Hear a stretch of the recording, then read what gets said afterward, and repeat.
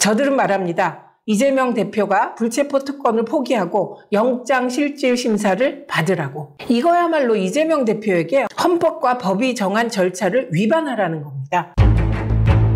대통령이 기다렸다는 듯 냉큼 이재명 대표 체포동의안을 제거했군요. 대통령의 신호에 맞춰 국힘과 검언유착의 총공세가 시작됐습니다. 국힘은 지난 일요일부터 원내대표와 당대표가 나서 이재명 대표 체포동의안 가결을 압박하며 민주당 분열에 혈안이 돼 있는 상황. 이럴 때마다 꼭 등장하죠. 박지원, 김혜영 등이 언론에 대고 국힘과 한 목소리로 떠듭니다. 검언유착 선봉대 언론은 기다렸다는 듯 박지현, 김혜영을 원외 인사라고 추켜 세우며 그들의 이재명 대표 비난을 키울 대로 키워주는데요. 냉정하게 그들이 내부 총질 아니면 언론에 나올 일이 있겠습니까? 자, 검찰의 무논리 행태를 고발하기 전에 제 얘기를 잠깐 해도 될런지요? 저는 국회의원 특권 내려놓기에 누구보다 앞장서 왔습니다. 말도 많고 탈도 많았던 국회의원 연금 19대 국회에서 청년비례 김광진 의원과 함께 폐지시킨 사람이 접니다. 김광진 의원은 다선 의원들의 압박으로 마음고생이 심했는데 청년 비례로서 할 일을 한 것이죠. 자, 국회의원의 대표적인 특권이 또 있죠?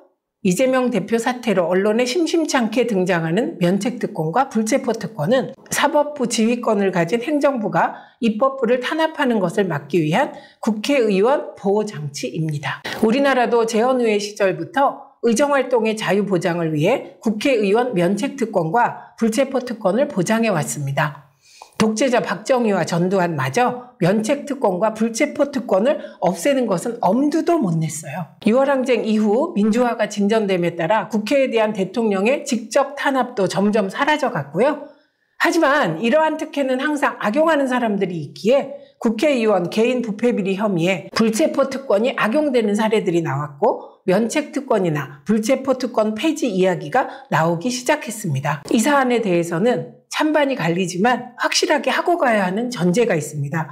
민주국가 대한민국에서 적어도 국회의원에 대한 몰상식한 탄압은 없다는 전제이죠. 그러나 이 정부 들어 집요한 야당 탄압과 표적 수사를 목도하며 저는 생각이 완전히 바뀌었습니다. 국회를 보호하고 삼권 분립을 수호해 민주주의를 지키려면 면책특권과 불체포특권은 꼭 필요하지 않을까 하고요. 대통령이 체포동의안을 제거한 이상 이 대표는 국회 절차에 따라야 합니다. 핵심은 이겁니다. 구속영장이 법적 합리성을 갖추었는가? 먹고 살기 바쁜데 이제 대한민국 국민은 구속영장까지 읽어봐야 하네요. 검찰의 이 대표 구속영장은 사실은 실종, 증거는 없고 가설과 추측과 일방적 증언으로 한 정치인을 매도한 소설이죠. 지금은 불체포 특권 폐지 여부를 논할 한가한 상황이 아닙니다. 전쟁입니다. 민주당은 사직생의 각오로 이 정부에 맞서 이재명 대표와 민주당을 수호하고 민주주의를 지켜야 하는 역사적 소용돌이의 한가운데 있습니다. 이슈로 어지러운 세상 함께 하겠습니다.